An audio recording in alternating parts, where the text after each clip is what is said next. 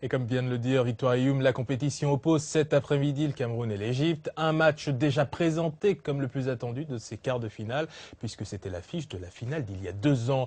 Battu 2 fois par l'Égypte lors de Ghana 2006, le Cameroun veut sa revanche. L'Égypte reste favorite. Ambiance d'avant le match depuis le Cameroun avec Charles Talom et Annie Payet.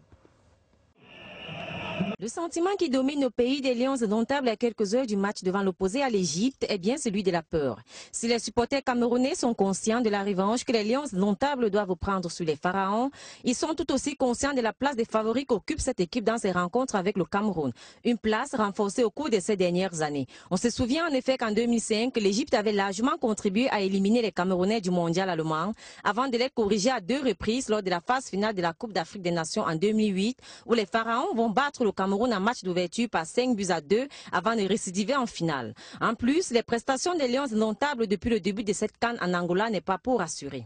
Alors que les Pharaons ont fait le plein d'œuf des points pour se qualifier en safe quart de finale, le Cameroun a eu toutes les peines du monde à arriver à ce niveau de la compétition. Les Lions indomptables se sont fait battre par le Gabon lors de son premier match dans cette CAN avant de venir difficilement à bout de la Zambie et d'arracher dans la douleur un match nul face à la Tunisie. Des performances approximatives que le très célèbre footballeur camerounais Roger Mila tente d'expliquer. Les compartiments qui ont été mis en place n'ont pas su donner le meilleur d'eux-mêmes pour un bon résultat. Mais sinon, je pense qu'il faut toujours continuer à avoir espoir. Je suis un peu déçu que tout le staff ne soit que des blancs, des blancs. Je n'ai rien contre les blancs. Pour le Gouin, je le connais, je joue contre lui. On se connaît très très bien. Donc je n'ai rien contre lui. Je pense que lorsqu'il avait même été choisi pour venir encadrer notre équipe nationale, j'étais très content parce que je savais qu'il allait apporter une discipline de fer pour que les choses marchent mieux. Mais je sens maintenant que c'est un peu... Lorsqu'il est rentré dans le système, et ça trouble un peu.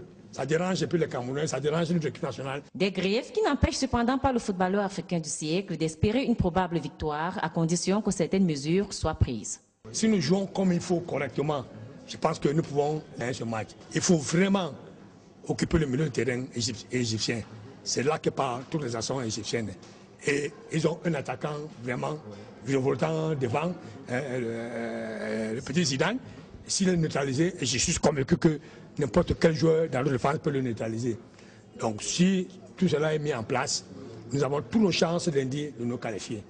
Si les Camerounais espèrent briser le fil indien avec cette équipe des Pharaons déjà présentée comme la bête noire des Lions indomptables, leur enthousiasme est toutefois modéré quand il faut passer au pronostic.